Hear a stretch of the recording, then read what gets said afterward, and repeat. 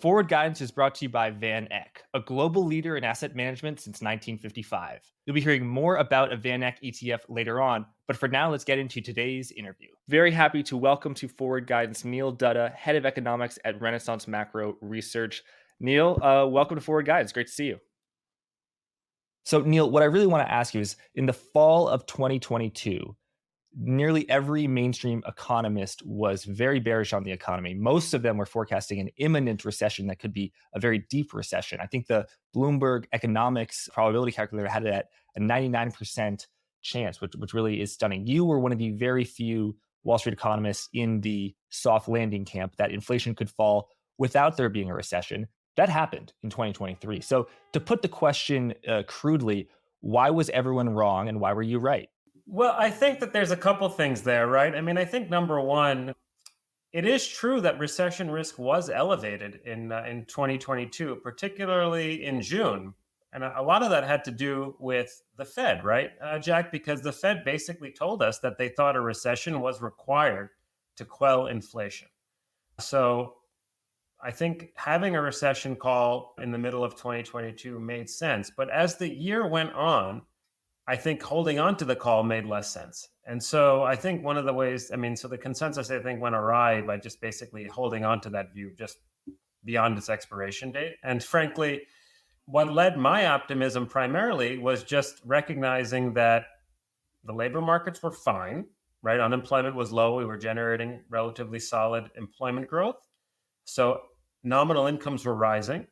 And at the same time, the shock of the Russian invasion of Ukraine was wearing off, right? So as a result, prices were coming down, particularly energy prices. So the time to be concerned is when the Fed is really hawked up and prices are surging. But by the end of the year, the Fed was getting a little bit less hawkish and prices were moderating. And so that represented, with respect to inflation, prices coming down at a time when the labor markets were steady represents a tailwind for real incomes, and that ultimately supported real consumer spending. And very early in 2023, the next thing was basically the housing market, right? So how many people did you see in 2022? Housing is the business cycle. I mean, they finally discovered Ed Lemer's paper from the early 2000s, right? A lot of these people that never even heard of Ed Lemer before now are making that the basis for their entire call. I thought that was kind of amusing. But, the Fed did break the housing market without actually hiking, right? They basically talked the housing market into oblivion in early 2022.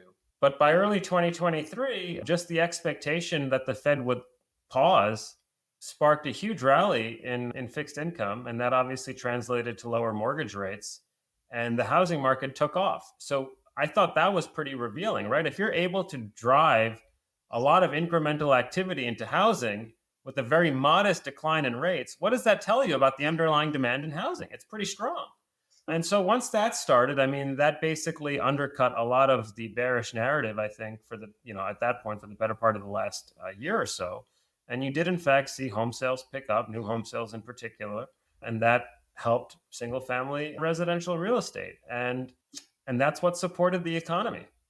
So, to me, it wasn't a particularly difficult call to make. The economy does not fall out of bed when real incomes are going up and the housing market is Not a difficult call for you to make maybe when you're being very sober and analytical, but maybe a little bit difficult when, 99% of fellow economists are leaning the other way, probably, right? well, one of the things that I learned from my mentor, Ethan Harris, who was formerly the head of economics at Bank of America Merrill Lynch, is that this business is about weighing probabilities and then choosing your battles with the consensus wisely. So I don't like to always pick fights with the consensus. I think that's good to get a lot of attention at a cocktail party, but I don't think that that's necessarily the best way to go when you're in the business, which is providing, research solutions for people to use in their investment process, right? And so that was an example where I thought it made sense to kind of stick your neck out and say, look, we're not going to have a recession with real incomes going up again. That just does not happen. And we know household balance sheets are strong.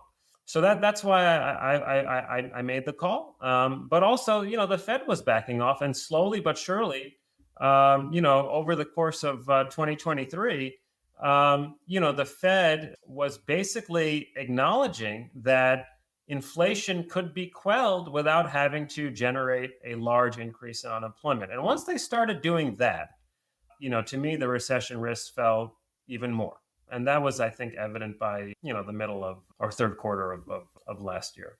Right. So in a lot of 2022, inflation was rising more than growth and spending. I think for the first and second quarter, maybe not spending, but the whole, so real GDP was negative for 2 quarters in a row. That's many people's, common like street definition of a recession. So things were looking pretty bad. And I was, right there with everyone. The price of oil is at $120. The price of oil is basically the inverse of consumer sentiment, the Michigan survey. So surprise, surprise, when gas is $6, no one is a happy when it comes to Right. consuming. But then since the fall, what you're saying, since the fall of 2022, we've had the opposite. Inflation has fallen, so inflation is still positive number. Prices are still rising, but real economic activity is much greater than that. Nominal activity is greater. So real growth was pretty good last year. So, but I want to just take us back to 2022, and there were so many things that people call leading economic indicators that look bearish. And I think I'm in the position of maybe a lot of viewers where I'm not an economist, but I am interested in these things. But I'm definitely not an expert. And I found these very convincing. Clearly, a lot of economists felt these very convincing. So I mean, we'll leave the yield curve for a second, but just in the real economy, the ISM. So the basically, above 50, it indicates growth. Below 50 is contraction. That was going down. That typically happens before a recession. Leading economic indicators, the Conference Board, that was turning negative. All these things that typically occur before a recession were happening. Is that fair to say? And so, that worried a lot of people. It worried me. Not that I, was super informed on the topic. Why were you confident sort of fading those things? And it's important to understand how these indicators are constructed. And in some respects, I mean, you mentioned the leading economic index and you also mentioned the ISM. I mean, in some respects, I mean, it's almost like double counting, right? Because a lot of what is in the leading economic index is manufacturing based. I mean, there's things like the manufacturing work week, durable goods orders, right? ISM new orders. I mean, so there's a lot of manufacturing sensitivity in the leading economic index. Now, I understand why that makes sense. I mean, obviously, manufacturing tends to be highly cyclical. And so if it's turning down, maybe that's a harbinger of things to come in the rest of the economy. But it's also important to understand that we had a pandemic dynamic where people were shut in that supercharged the manufacturing sector because people couldn't do things, but they could buy stuff. And so stuff is produced, it's manufactured, and that basically lit a fire in the manufacturing sector. And so you had a big boom in goods.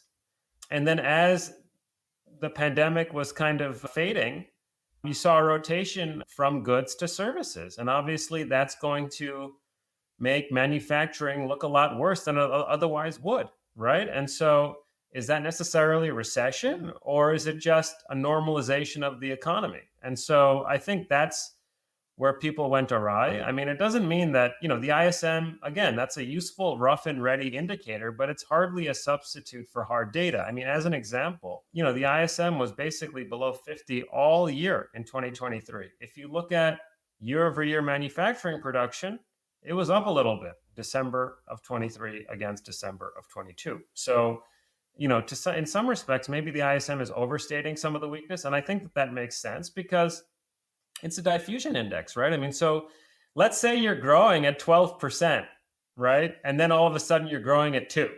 That's going to show up as a big drop off in an indicator like the ISM. That's just how it works. The indicator measures, and this brings me to another point, is that people kind of misunderstand how that number is, what it means. What the ISM is telling you is growth this month relative to growth last month. But Jack, I mean, how many times do you see on Twitter people drawing charts of ISM year over year? That's actually misleading people because that's not what it's supposed to show. It's supposed to measure growth in the current month versus growth in the previous month. And when you look at, I mean, all they're asking those 300 purchasing managers that are surveyed is growth up, down, or sideways? right? I mean, that's all it is. It doesn't tell you about the actual rate. It just tells you about the breadth. Do you think also it's fair to say that on a historical basis, manufacturing was a very large part of the U.S. economy?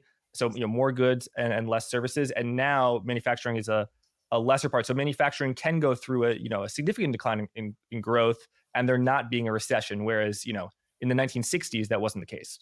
Well, sure, there's something to that. I mean, manufacturing is about 10% of the economy now. That's a lot lower than it was, 20, 30, 40 years ago. Again, I mean, I don't want to dunk on the index. I mean, I think it's useful, but it's not a substitute for your thought process. Like, I mean, to me, what's important is to have a logical train of thought to come to a conclusion, not to just point to a shiny indicator and be like, see, I mean, right? I mean, so and again, like if you're an investor, how has trading on the ISM really worked out for you? I mean, we know that industrial stocks have generally been outperforming over the last 12 months, and that's been during a time where the ISM has been below 50. So what does that tell you? So, my own view is that if we're talking about manufacturing, let's look at what's happening with consumer spending. I mean, we know that consumers are spending money, and we know that inventories are being drawn down quite.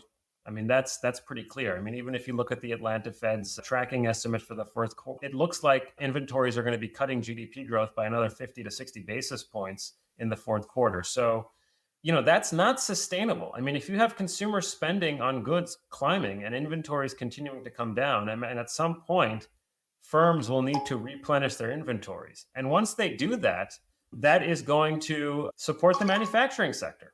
And so we talked about certain negative indicators and why you felt somewhat confident fading them. What were the positive things that you saw in 2022? Was it just the labor? Tell us about the specific indicators that made you say, hey, this economy has got some legs. Well, I certainly think the continued pickup in real incomes is the most notable indicator. Obviously, the housing market as well, right? So new home sales were picking up, particularly early this year. And again, new home sales represent signed contracts, right? So a contract is signed, then builders start to make the house, and then people move in and they fill it with things, right? And remember that a linchpin for the bearish call on the economy was what? That we'd have a big drop in construction employment because of the housing market detonating in 2022. Didn't happen.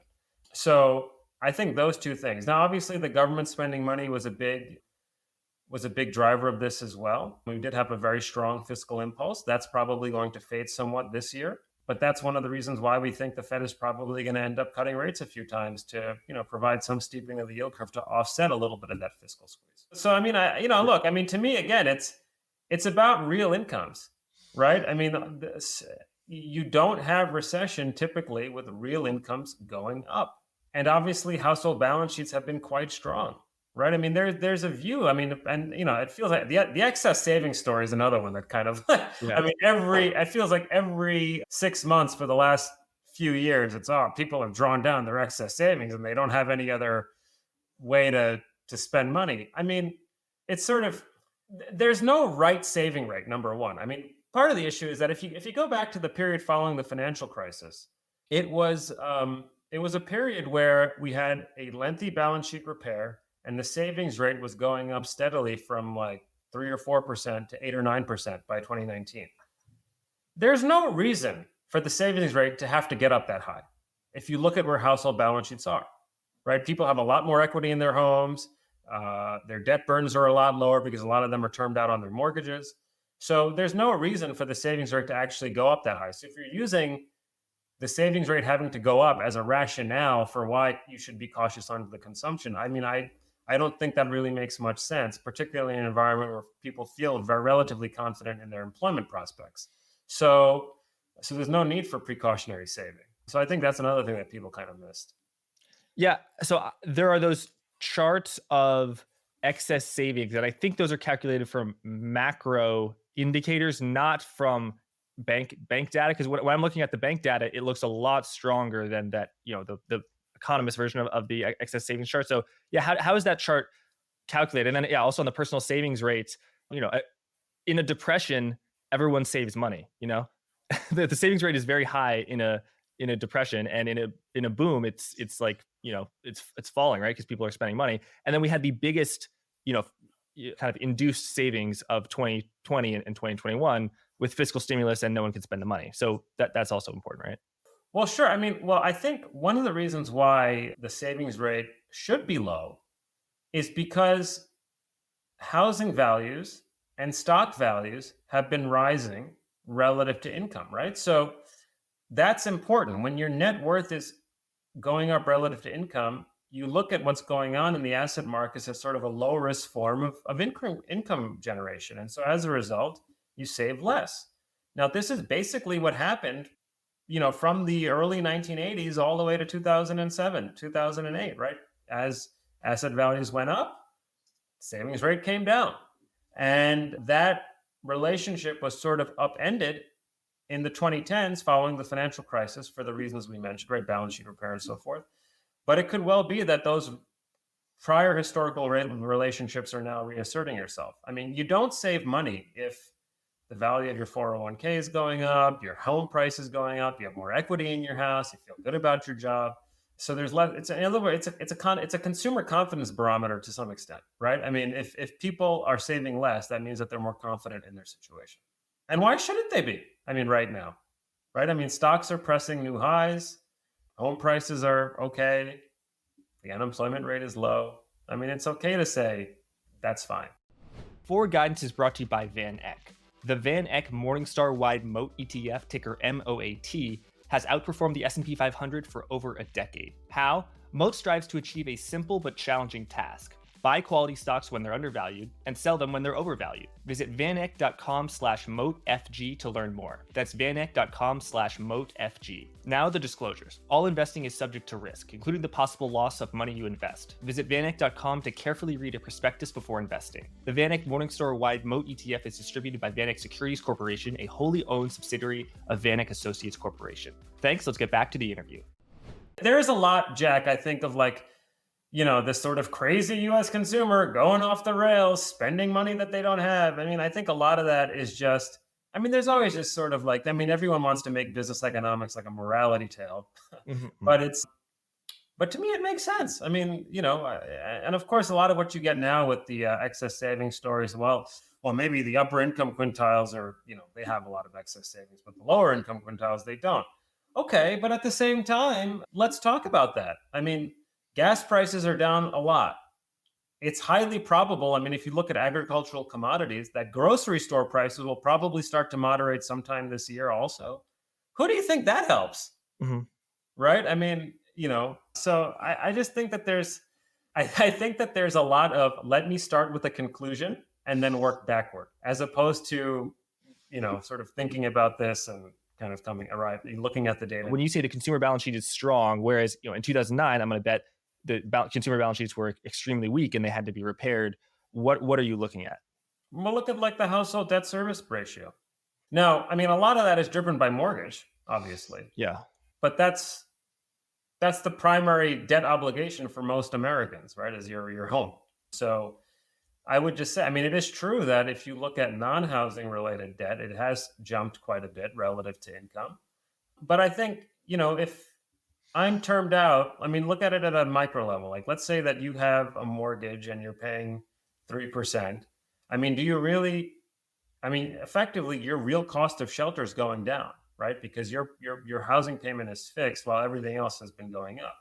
So do you really care if you have to pay a little bit more on your auto loan payment? You can afford it. I mean, at that point. So I think, so that's sort of how I'm thinking about it. And that's one of the reasons why, auto sales have been okay, even though auto loan rates have gone up. We're still kind of 15 and a half, 16 SAR. I mean, that's fine. Right. And tell us, I think there is a narrative that, oh my God, you said it's a morality tale, but US consumers are borrowing like crazy to maintain their lifestyles. But, I've looked at some aggregate data of like consumer debts relative to income or disposable income, however, GDP, however, what you want to divide it by. And I think it peaked in 2000. Like, I think there was a giant people getting more indebted from the 70s to 2000, but I think it's been relatively stable right now. And is it fair to say that the borrowing of the American consumer is in line with the rise in their income? Is that fair to say? Yes. I mean, if you look at revolving credit relative to disposable income, I mean, it's not I mean, it was higher, I think. I mean, in 2007, it was higher in 2018, 2019, I think. I mean, so it's not, looking at it again, looking at a chart hitting new nominal highs is a very misleading way of making an argument, because guess what? Incomes are also hitting new nominal highs.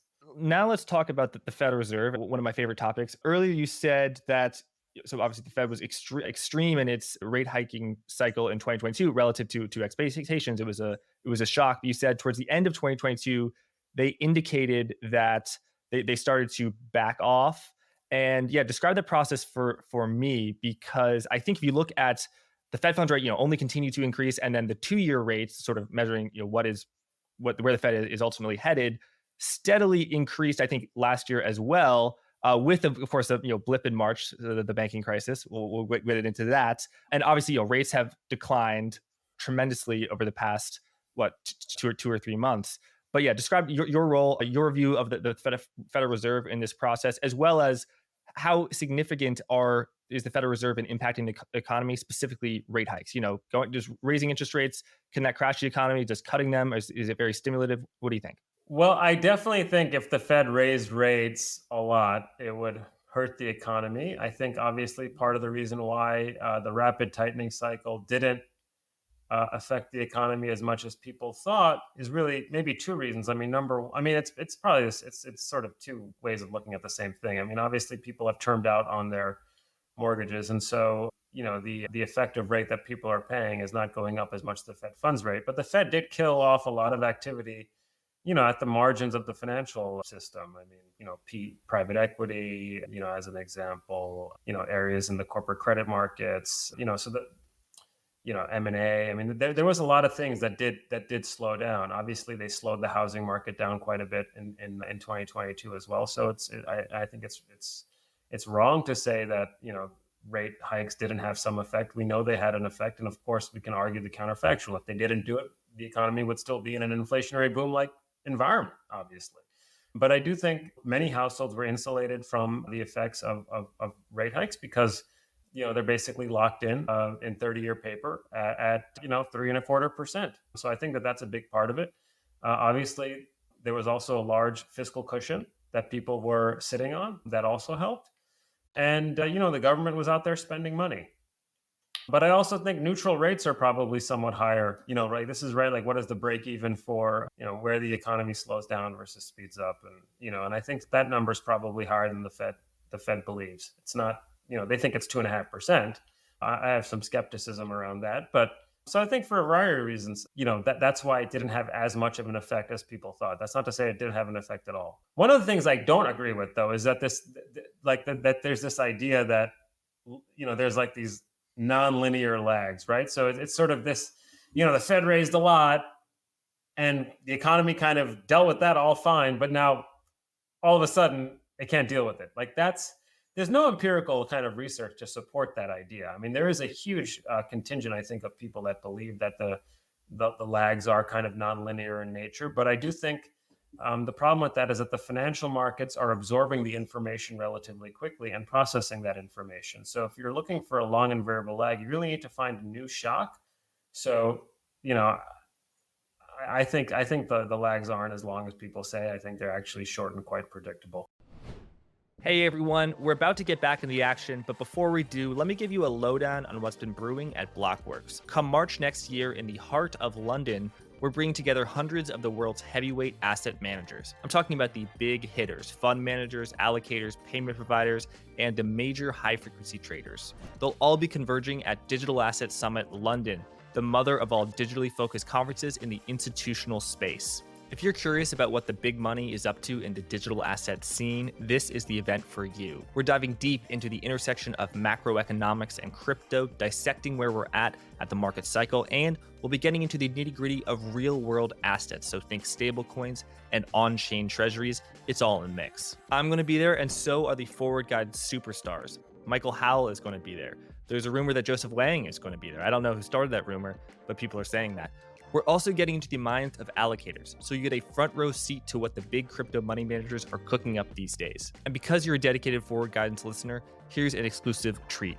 Use code FG10 to get 10% off. just hit that link at the end of this episode. So gear up, because I'm looking forward to seeing you in sunny London town come March. Thanks. Let's get back to the interview.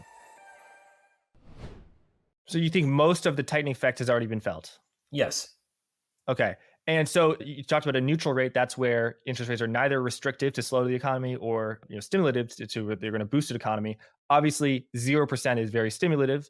Is 5.5% restrictive? How restrictive? If the Fed keeps interest rates where they are forever, I mean, at what point will that start to cause a contraction in economic activity? I mean, I think it would probably happen relatively soon. I mean, if the Fed doesn't come, I mean, remember, a lot of what we're seeing in the markets is premised on the expectation that the Fed will end up cutting several times this year. So if they don't end up doing that, that represents a tightening of financial conditions, which would imply some slowing in the economy.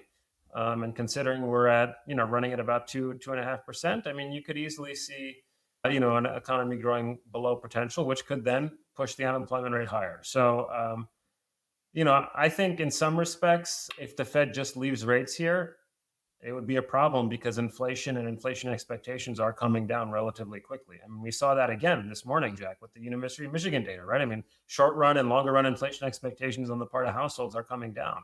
So I think at some point, the Fed's going to have to just get on the right side of the eight ball here and adjust policy. But if they don't do that, then that becomes a risk to the economic outlook. So what is your economic outlook? Well, I definitely feel pretty good about the economy over the next 6 months. So say between now and the end of the summer, maybe. We have continued growth in real incomes that'll support consumer spending. The housing market is showing signs of life again. We're seeing builder sentiment and building permits pick up. That's going to support residential construction, particularly for single family. There's inventories that need to be replenished. On the flip side, you won't get as much of an impulse from the government. The multifamily sector is basically shut down. So, I think it all sort of adds up to, something around 2 to 2.5%, which I think is fine. That's an environment where I think companies can make money. But I think the more exciting stuff is really what's happening on the inflation side. And I do think inflation is slowing a lot more rapidly than people think. As an example, in November and December, we saw an uptick in used car prices, but in both of those months, core inflation was somewhat softer than expected. Used car prices are going to melt this year. That's pretty evident in all of the wholesale auction data. So I think it's sort of another reason to expect core inflation to be weak. And at the same time, housing rents will likely moderate as well. So I think that there's a lot of inertia behind the disinflation story. And I think it'll become difficult for the Fed to not cut in that situation. I mean, if you think about it, they revised down their inflation forecast in December. They're likely going to have to revise down their inflation forecast in March. If they're revising down their inflation forecast, how optically it's bizarre if they don't start adjusting their interest rate policy. So at some point, they're going to have to. Either they cut in March or they use the March meeting to set up a cut in May. And I think they'll end up having, they'll cut a few times. I mean, you wouldn't just do it once. So, and that's kind of where I'm at. So I think by the end of the summer, we'll probably be talking about an economy that's growing 2 to 2.5%. And we'll be talking about a Fed that's cut 3 or 4 times. And I think for the financial markets, that's a reasonably positive setup. Right. And so I think the market's pricing in maybe 6 cuts by the end of the year. So I mean, the markets are always going to price in more, right, Jack? Because there's always, bond traders, there's always another thing that I hate is that everyone always likes to dunk on equity market investors, and it's sort of the bond market's the smart one, the stock market's the dumb one. But let's talk a little bit about that. I mean, the bond markets have a habit of pricing in tightening cycles too soon. Once the tightening cycle starts, the bond markets have a habit of thinking the cycle's over way before it actually ends, right? And all that really does is just create sort of trading opportunities in the front end of the yield curve. But I don't think the bond market is like this sort of omnipotent force. Just look at past experience. I mean, we were, the markets at one point in 2023, I think were priced for 4 cuts and the Fed ended up hiking even more. So yeah, I don't think the bond market's omnipotent. By contrast, the stock market gets dinged for, predicting 9 of the last 5 recessions. I mean, the famous Samuelson quote. But it's probably predicted 5 of the last 5 Fed pivots. So how dumb is the stock market in that sense? I mean, that is the primary transmission mechanism for how most of America processes economic information beyond their job, right? I mean, it's, what do you hear? I mean, the 6:30 nightly news. I mean, Lester Holt isn't telling you what what the 10 year is trading at. He's telling you what the stock prices went up. Yes, and a lot of great investors have given the bond market a lot of credit in the past, like from the 1960s to maybe 2015. But since I've been paying attention to markets seriously in my, from for over the past like 6 years or so, yeah, the bond market has been abysmal relative to the equity market. I mean, just look at in 2021, the 10 year was at like 1.5%, and nominal. So the bond market is the truth, forecasting nominal GDP, which was at 10%. So yeah, Right. and the equity market I think is a lot more this cycle again. And I'm not saying this was so in the past necessarily. I'm not saying this will continue to be so in the future. I'm just saying this cycle, the equity market has been a much more accurate leading indicator, I think, than the bond market. Yeah, and I mean, also it's also to keep in mind like what's going on with corporate credit. I mean, there's been a lot of research out of the Fed that talks about things like the excess bond premium, right? I mean, this is basically a proxy for credit for risk in the corporate credit markets, and they've talked about how that might be a better recession indicator than say the yield curve. So I just think it's important to look at the overall slope of financial conditions, not just one thing here or there. Yeah, what do you think about the banking system and credit? And I guess there's a few different things. There's credit issues, particularly with commercial real estate.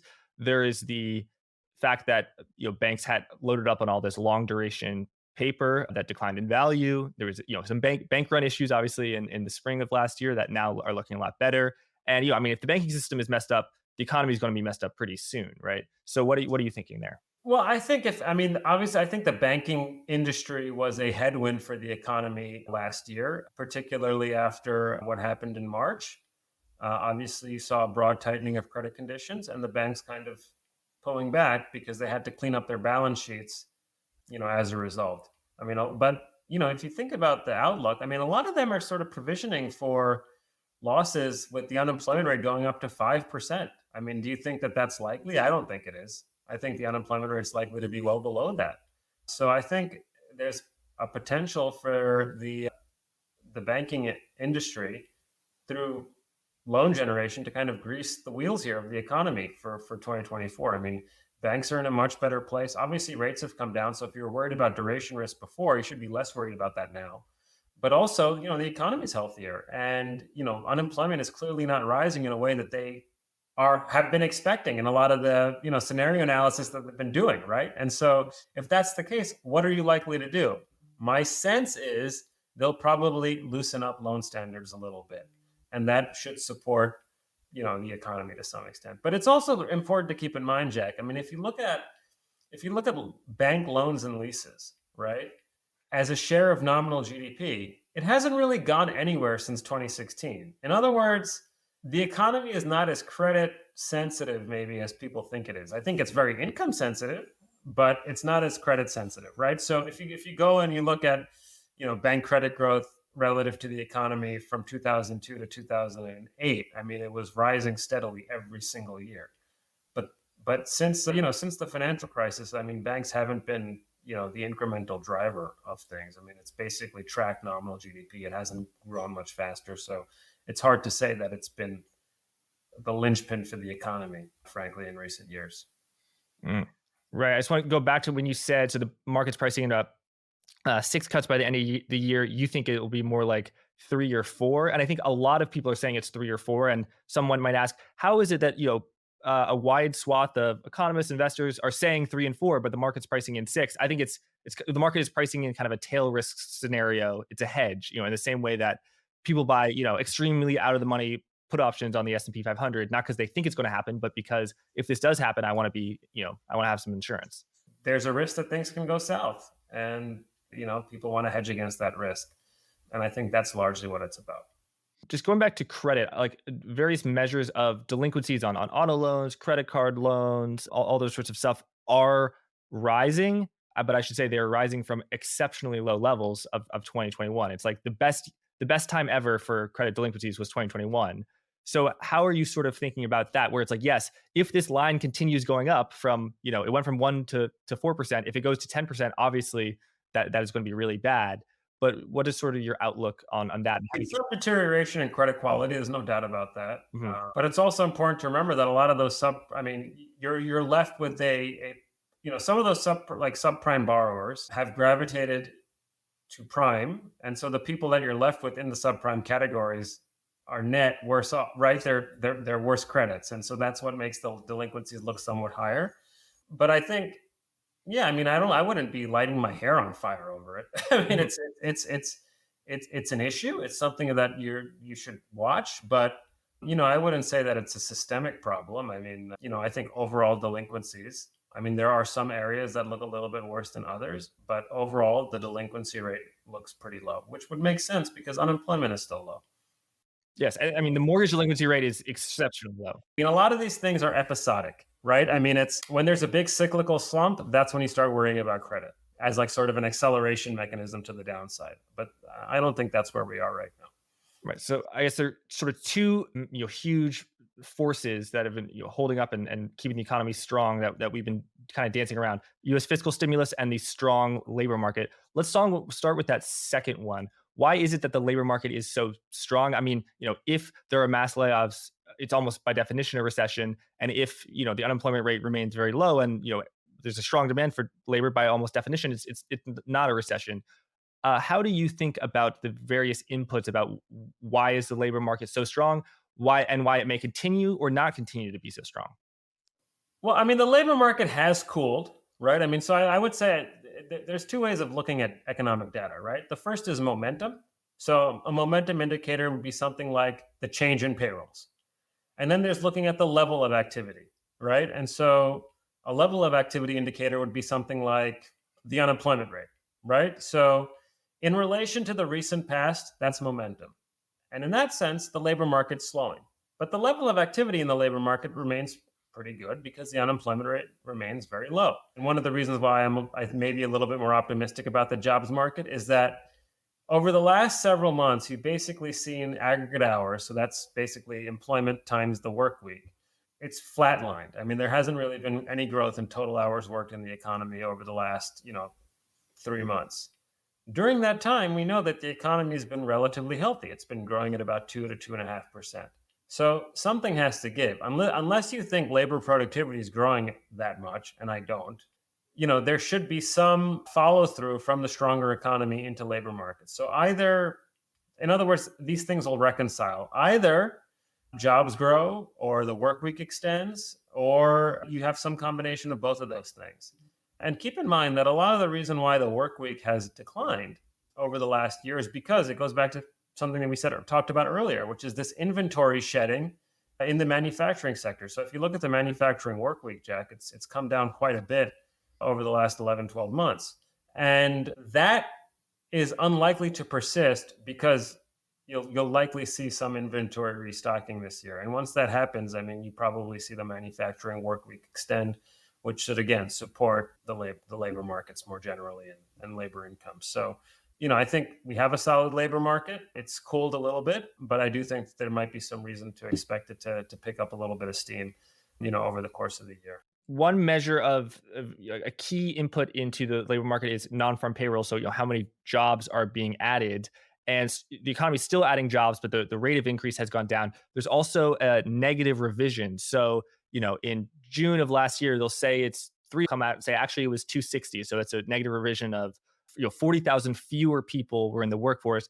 Some view that as a negative economic indicator, and they show how before recessions that tends to happen. In particular, like in 2008, the revisions were consistently negative. And I guess the theory maybe is that it's picking up on weakness that wasn't captured in the original data. So how do you think about, do you see those negative payroll revisions as negative, or maybe they're negative but not as negative as some people are saying? The markets don't care about revisions, okay? And if the markets don't care about it, I'm not sure. I mean, it's okay. So you're going to base your call on the fact that the government underestimated jobs growth by a couple 100,000 like 6 months ago. I mean, to me, it's important to take a holistic view of the data. If the labor market, I mean, I've never found that revisions change the underlying story for what's happening. I mean, that is true, right? If it is true that there is sort of this, revisions come down in a recession and it looks even worse in hindsight than it did at the time.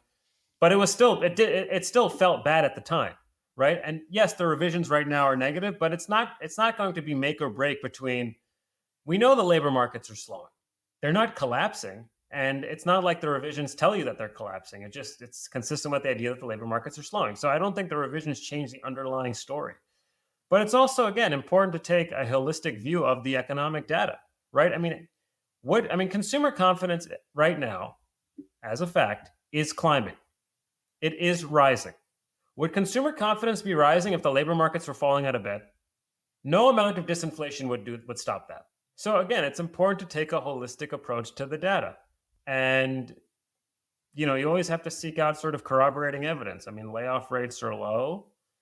Yes, the hiring rate has come down, but it's not, it's come down along with separation. So that tells you about what's going on with labor market turnover. It doesn't tell you that things are collapsing. I think the labor markets are fine. I wouldn't say that they're gangbusters, but they don't have to be either. But generally speaking, I think the idea that you're going to make revisions like a linchpin for your forward call, I think is a bit ridiculous. So your base case on a soft landing is reliant upon the Federal Reserve cutting interest rates, a few times this year. If you think the economy is so strong, why do you think that 5.5% would push the economy into a recession or a slowdown? Well, it's not about the level itself. I think it's about that relative to what's expected, right? So if the markets are anticipating a cut, all else equal, if the Fed doesn't cut, they're tightening financial conditions. If they continue to do that, then absent a pickup in the economy, then that would lead to a recession. So if the Fed keeps interest rates, where they are for a year or even longer, you might start to change your economic view and start to anticipate. Yeah. Of course. Mm-hmm. There is a feedback loop between the economy and the financial markets and the Fed, right? So if all else is equal and the Fed is not cutting, even though the markets anticipate that represents a tightening of financial conditions, which would then slow the economy. And how does your economic outlook shape your view on the markets? A soft landing. We haven't had the soft landing, but last year was a soft landing year where the probability of a soft landing was priced, much higher. Inflation falling without the economy going into the tank. That was very good for stocks and not that great for bonds. So being long stocks and being short bonds was the ultimate trade last year, which is funny because going into the year, everyone wanted to be positioned the other way. How does your economic outlook shape your overall view on the various, stocks, bonds, commodities, and then maybe we can get into sectors if you have views on that. Well, I think, the economy is growing, recession risk is fading. I don't think, a lot of the move in equity markets last year, towards the end of last year, was basically premised on the re-rating of the Fed, right? So rates so if you think about what's the driver of equity markets, equities are driven by actual and expected earnings, risk-free rates, and the equity risk premium, right? And so if I look at that, at the tail end of last year, most of the upward movement in equities basically was driven by a re-rating around the Fed, right? So the markets didn't see 6 cuts, and then they did, and the stock market took off. I think this year, the composition is likely to be a little bit healthier in the sense that I don't think the market should be, 6 cuts, to me, it's not enough if the economy went into a recession, and it's too many if the economy is growing, right? So what we'll likely see is some of those rate cuts get priced out, but we should see earnings come in, and that'll support some modest appreciation in the equity markets this year. That's my baseline expectation. And in terms of sectors, I think you should see some some improvement globally. Global economic conditions couldn't have been much worse last year, but you are starting to see some modest green shoots and things like South Korean exports, exports more generally in the emerging markets. Obviously emerging markets have been doing well despite what's been going on in China. I mentioned the industrial sector, manufacturing should pick up. That's all good for global growth. So I think things that have a exposure to the global economy should do reasonably well. And with respect to the the bond markets, I guess you can say, I still think that the Fed will end up cutting in March. So I do think, the markets have kind of come in a little bit, right? We were sort of 75% for March. Now it's kind of more of a coin flip. But I do think those expectations solidify. So, let's say I think bull steepening now, bear steepening later. Bull steepening now, but if you think the Fed won't cut as much. You probably get people piling into, the front end as it becomes more obvious that the Fed's cutting. And then once it's clear that the economy is responding reasonably well to that, then I think people will start to push up the long end as a result, meaning longer term interest rates go up. Okay, that makes sense. You mentioned China. The Chinese economy, I think, has been pretty weak on the official data. GDP is still growing at 5% nominally, and inflation is very very low there. So that's great. But I mean, I think a lot of people question GDP, especially if it's based on real estate. So how weak has the Chinese economy been? What are your overall thoughts on the future, and how are you assessing that as a threat to U.S. growth? I mean, if the U.S. economy goes into a deep recession, presumably that's not great for China because China produces so much of what the U.S. consumes. But is it the opposite? Is the U.S. more immune to a Chinese recession? Well, in my experience, the causality typically flows from the US to the rest of the world, not China to the US. And you can see that, frankly, in how emerging markets have been behaving during this bout of China weakness that we've seen. I mean, emerging markets in Asia even have been doing reasonably well. In the Japanese economy, I mean, it's sort of the gravity model of trade. I mean, you should look at the countries that are very close to China to see how much of an effect that it's having. But yeah, I mean, the countries around China are holding up reasonably well, all things considered. So, that would, to me, and I don't follow China closely, but to me, that would suggest that China may not be the incremental driver of things globally that it used to be. But I think the broader point for me is that, China has never been, that's not the way the causality goes I mean, it's usually to the US out, not China to the US. Neil, are you viewing as not a black swan, but a significant risk that you think really could turn the US into a recession, other than kind of the vanilla, oh, interest rates are too high? I mean, I'll throw out, we mentioned China. I think the election is something to think about, Jack. I mean, so one of the things I think about is the mood the bond market's in. Obviously, we're coming off a period of very, very elevated inflation, and it's getting better now. There's no doubt about that. But I guess the question is, what does the composition of the new government look like next year? Because no new government comes in and promises to do less for the people, right? I mean, President Obama had the American Recovery and Reinvestment Act. You had Tax Cut and Jobs Act under President Trump. You had the American Rescue Plan under President Biden. You had, the $1,400 checks after the Georgia special elections. I mean, so that to me is an interesting kind of thing to think about, because a lot of the questions that I get is, I mean, do we get sort of like a Liz Truss moment in the US, right? Remember what happened with the UK government. They introduced a plan. The bond market basically said no, and they forced their prime minister out of office as a result. I mean, obviously you can't do that in the US, but it is an interesting thing to think about, is like, how much rope is the bond market going to give the new government if they plan to do another stimulus? Because it'll be interesting to me to see how that shakes out, right? I mean, because historically, I mean, at least in recent elections, whoever wins the White House brings Congress along with them. So if it's Trump, then it's probable that the Republicans control the Senate and the House.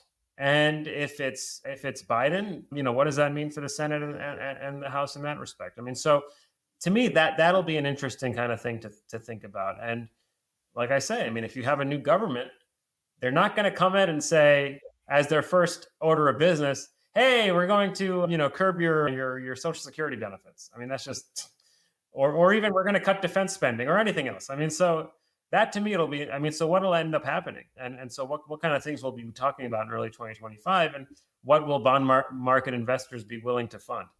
So it sounds like if the new government gets elected and there's a lot of fiscal stimulus, they want to sort of prime the pump when they first get in office. I mean, it sounds like that will be a continual boost to the economy. But so your worry is not about a recession, but just that a mix up in the long end of the bond market. Yeah, I mean, I think it would create a more destabilizing situation in the fixed income markets as a result. That's possible. Got it. Well, Neil, thanks so much for coming on, sharing your insights. Tell us more about your work and your analysis, and where people can find you. Well, you can find us on Twitter at RenMac LLC. RenMac is Renaissance Macro Research, is a sell-side research brokerage, and we cover the core verticals of macro investing, which is economics. That's what I cover. We have investment strategy that's covered by my colleague Jeff DeGraff. He has been ranked the #1 technical analyst for many years during his days at Lehman and ISI, and we have a DC policy analyst that is looking at the sort of interesting legislation that's moving through the halls of Congress. That's my colleague, Steve Pavlik. He did have some experience with under the Trump administration in the Treasury Department. And we also have a bank and payments analyst that's looking at, not only are they looking at what's going on with the banking industry, but they're also looking at, sort of interesting topics in fintech. So sort of, more of a macro take on the financial space. This is a firm that started back in 2011, and I've been here for over 10 years now. Very interesting. Neil, thanks again, and thanks everyone for watching. Thanks for watching. Remember to check out vaneck.com/moatfg to learn more about the VanEck Morningstar Wide Moat ETF, ticker MOAT. Lastly, Forward Guidance is available not just on YouTube, but on all podcast apps, and a video version is available on Spotify and Twitter, where I post interviews regularly. Thanks again. Until next time.